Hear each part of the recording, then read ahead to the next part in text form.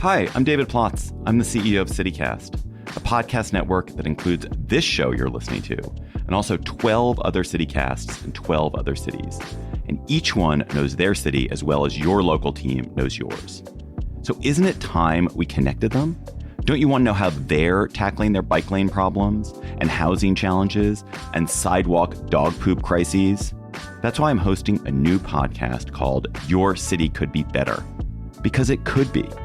Every week, I'll chat with a different host in our CityCast network about what their cities are doing right and wrong, the weird things they're trying, and the surprising successes, so that we can all learn how to make our cities a little bit better. Listen to Your City Could Be Better on YouTube or wherever you get your podcasts.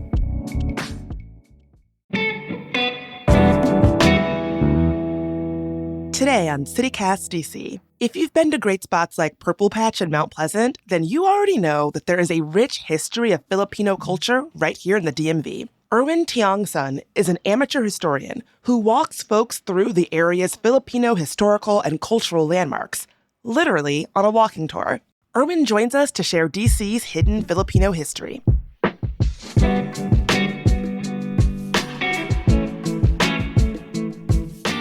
Today's Tuesday, March 10th.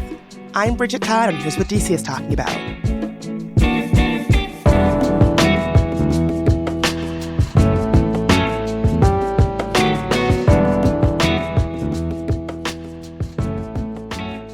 Erwin, thank you so much for being here. Welcome to the show. Thank you so much for having me. I understand that DC actually has a pretty high Filipino population. Why is that? That's a great question. The Philippines and the United States and DC in particular, actually, they have ties going back over 100 years because the Philippines was once a colony of the United States from the late 1800s until 1946. And that doesn't appear often in U.S. history textbooks, but that's true. And that's helps explain why there is such a strong Philippine presence here in Washington, D.C. I'm curious, how does DC's Filipino population here in DC, how does it compare to other metro areas like Chicago or New York?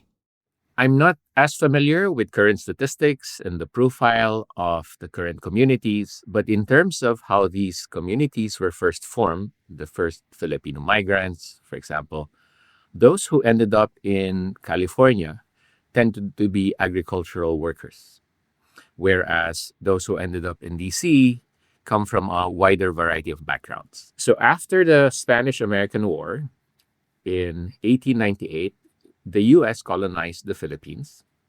And so from December 1898 to July 4, 1946, you had this very strong connection between the Philippines and the United States. There were actually members of Congress, U.S. Congress, who were from the Philippines. They were called resident commissioners.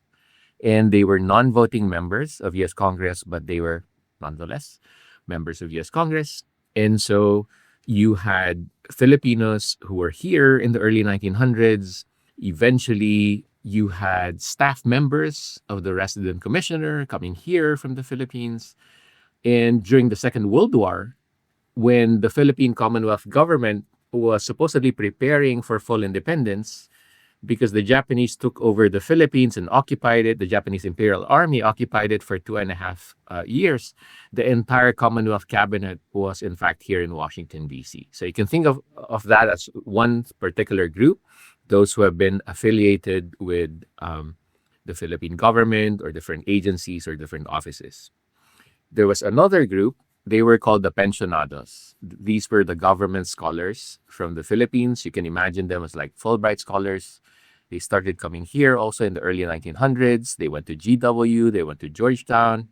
The program was meant to prepare them for nation building, to go back to the Philippines and play significant roles in government. For various reasons, some of them ended up staying here in DC and started forming their own families and the beginnings of a community here. And then the third group, I would say, roughly split between those who came straight to the DC area from the Philippines to join government as clerks or as staff members, because it was still easier at that time. And there was this other subgroup also that was coming from the West Coast. Those who were formerly employed in California, let's say, but then lost their jobs during the Great Depression. So beginning 1929, you see movements of folks from the West Coast coming to DC in search of jobs or better prospects. I'm curious, given all of that history and context, today in DC or the DMV area, where do we find the most Filipino population? Is it in the district, or is there one part of the DMV area that it's kind of centered on? They are in various parts of the DMV area. There's a very large Filipino American community in Maryland, in Oxon Hill in particular. Also in Virginia, you see that. Okay, not the Metro DC area, but there's a large community near Virginia Beach, Norfolk, right? Typically families associated with the U.S. Navy. That's another pathway that we haven't even talked about.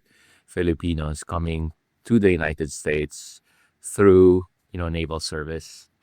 Also, there are members of the Filipino American community who first moved here post 1965, when immigration law allowed more Filipinos, professional, medical workers, to come to the United States and serve in underserved area. So that's another wave that explains the presence of Filipinos and Filipino Americans in various parts of the region.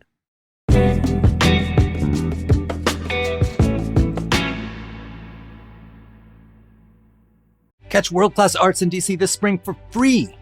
The Peabody Institute of the Johns Hopkins University presents the Peabody Performance Series, a full season of free concerts at the Johns Hopkins University Bloomberg Center, located at 555 Pennsylvania Avenue Northwest. The Peabody Performance Series brings the artistry and innovation of one of the nation's leading conservatories to the heart of DC, with concerts and programs spanning jazz, classical music, and dance. On March 24th, experience the Dance Showcase featuring contemporary choreography by Peabody faculty and alumni. On April 10th, the first of the Slang Lecture Series examines spirituals as the cultural bedrock of the American sound, led by distinguished visiting faculty artist Darren Atwater. Hear the Baltimore Jazz Collective's original compositions, arrangements, and swinging improvisations on April 17th. On May 1st, pianist Stephen Spooner presents Aspects of Liszt. And on May 8th, the season concludes with a performance by the Peabody Jazz Ensemble. While all events are free, tickets are required for entry. Learn more and get your tickets at washingtondc.jhu.edu. Don't miss Folger Theaters As You Like It, playing March 10th through April 12th at the Folger Shakespeare Library. Envisioned by artistic director Karen Ann Daniels and directed by Timothy Douglas, this production of Shakespeare's comedy offers a love note to DC, imbuing the Forest of Arden with the familiar vibes, culture, and characters that mark the district as a resilient and redemptive place of belonging. Featuring choreography from Tony Thomas, a Folger Theaters Helen Hayes award-winning production of Metamorphoses, and original music by Grammy Award nominee Kokiai. Don't miss this take on Shakespeare's playful and musical comedy.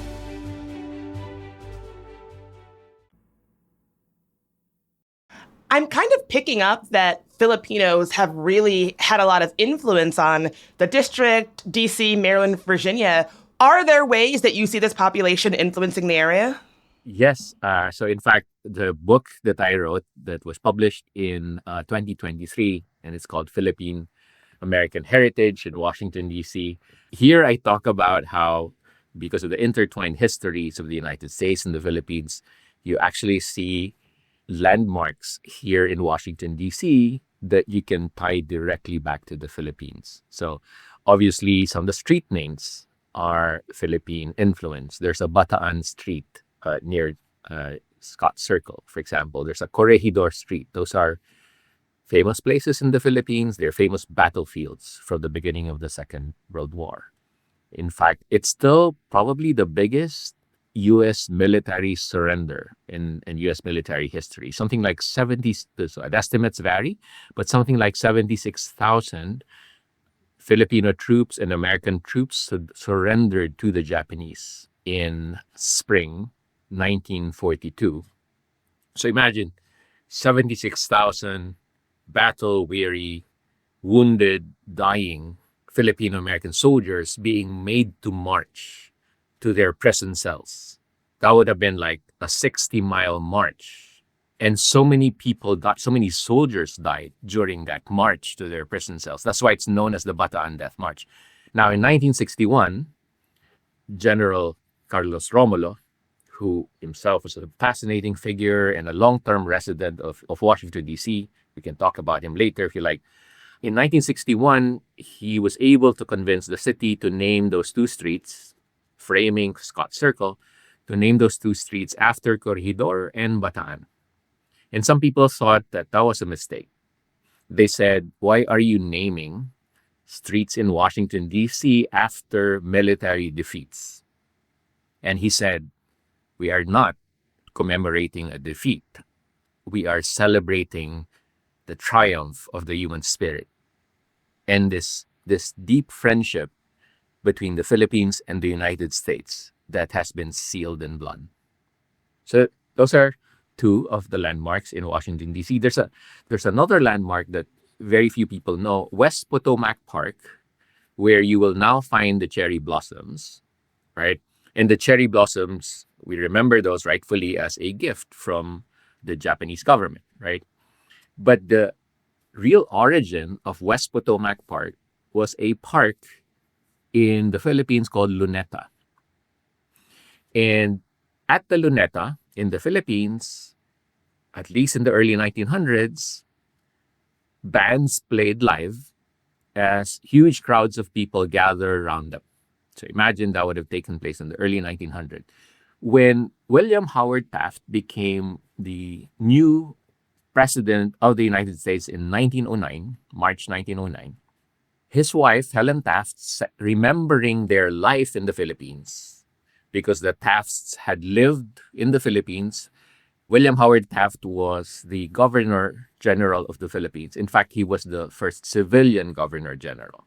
So you can think of him as the chief executive of the Philippines in the early 1900s. He became the U.S. president in 1909. Helen Taft, shortly after the inauguration, looked around and said, Washington, D.C. needs a Luneta where we can gather, where we can listen to live music on weeknights. And so April 1909, they inaugurated West Potomac Park, where you now find the cherry blossoms. The cherry blossoms were donated a year later. And at that inauguration, the Philippine Constabulary Band played live. And here's something really interesting. The 80-something musicians were all Filipinos, but their conductor was African American, Walter Loving, who was the son of former slaves, born in Virginia, but raised in Washington, D.C. He and his cousins and his relatives lived in a slum area that is now the football field of Gonzaga High School near Union Station. Wow. And he was something like an honorary Filipino citizen. He actually died in the Philippines during the liberation from the Japanese occupation. Wow. Isn't that amazing? A little known story, but really incredible. Absolutely. And, you know, Erwin, you mentioned that this is not just an interest or a hobby or a profession. This is very personal for you. What is it like educating people about the Filipino connection to the district and the DMV, things that people might not know about? What has it been like for you to educate people about something that is so deeply personal in your life? It is personal. And in fact, the beginning of it was deeply personal. When my family and I moved back from the Philippines in 2011, 2012, around August 2012, I thought, how do we teach our children their Philippine heritage in a way that is not fake, that's not abstract, that is not like, here are a bunch of names you need to memorize and a bunch of dates. But I wanted it to be more organic, right? I wanted to be able to tell my kids, here, look at this place in DC, something important happened here. That's part of your Philippine American heritage, right? I wanted to be able to say that. So my family and I, we sat down August 2012, and just off the top of our heads, we were able to name about 30 places, 30, that are significant places of Philippine American history, just like West Potomac Park, let's say. And then we said, we can probably do better than that. And then who knows, maybe one day we put enough we identify enough places, we can even share them with people. That's how it started out. But also it's very personal because sooner or later, I'm able to connect these stories to my own family, to family members from a long time ago. And I try to do that too when I share it with people. If I know, so beginning 2016, we've been taking people on walking tours pro bono, completely for the love of, right? So it was, I think the very first tour I did, it was just for 3 people. They had heard about this project and they said, "Can we go on a tour?" And I said, "What tour?" They said, "Well, let's make stuff up." And so we put together a few places, and then it's like 8 to 10 places right around DuPont Circle going to the White House area. And that was basically the beginning of it. And then a University of the Philippines Alumni Association wrote to us later, much larger group, 25, asked us for the tour, and we've been doing that ever since. And so then what is it like to share these stories? It's a privilege, right? Ultimately, this is somebody's personal story that we are sharing. And I try to be as respectful as I can be, knowing that I know nothing about these lives, just what I'm able to read and what I'm able to read between the lines. And so we share it, I share it, and it's incredibly rewarding because then you see people respond and you see people get excited, and it's incredibly rewarding to see people then look around and have a new understanding of not just the buildings that surround us, but the stories, real lives of people who once lived here and worked here and formed families here, lived through some of the most amazing moments of the 20th century, right? Through the Great Depression, through the Second World War, through the years after. And those are the lives we honor in remembering some of these places and their significance.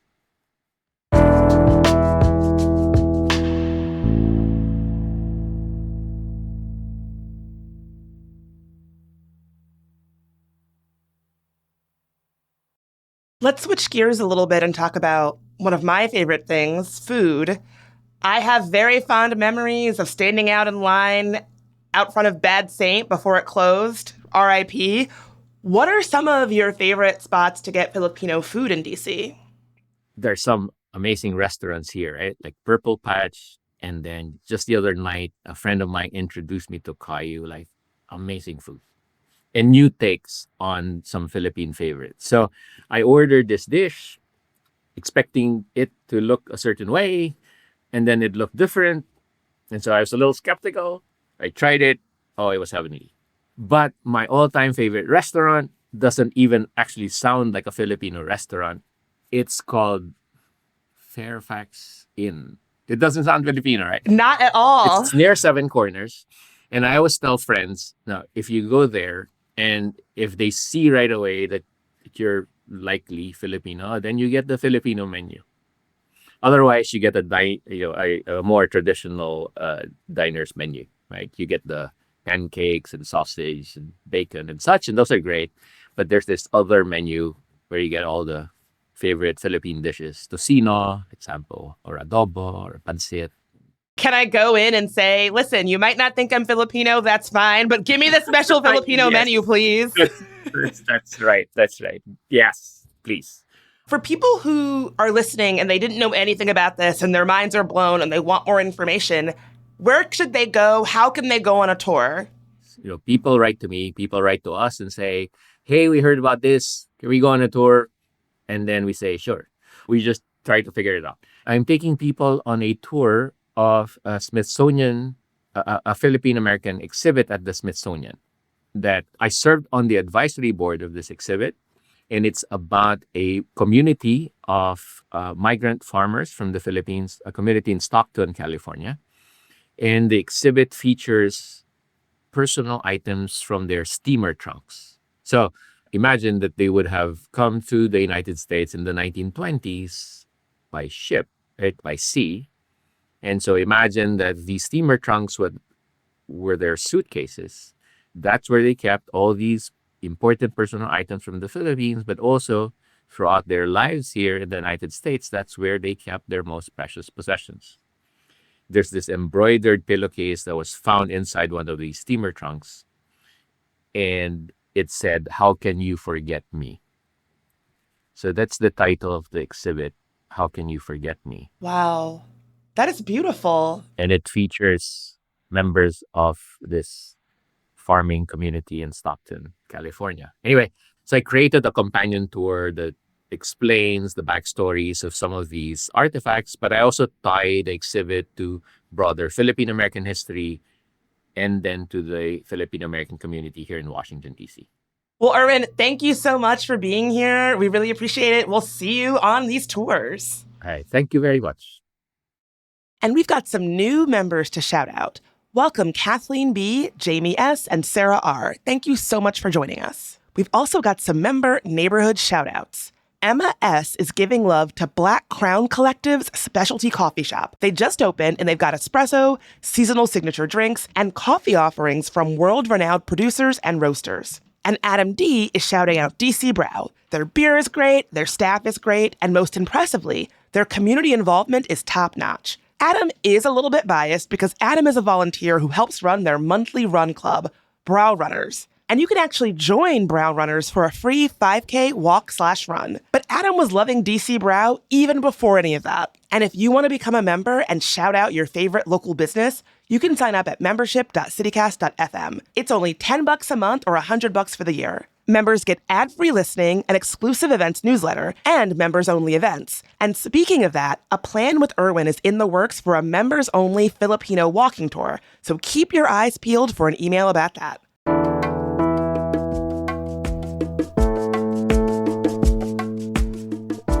That is all for today here on CityCast DC. If you enjoyed the show, why not tell your friend who loves Filipino food? You can rate the show, leave us a review, and subscribe to our morning newsletter. We'll be back tomorrow morning with even more news from around the city. Talk to you then.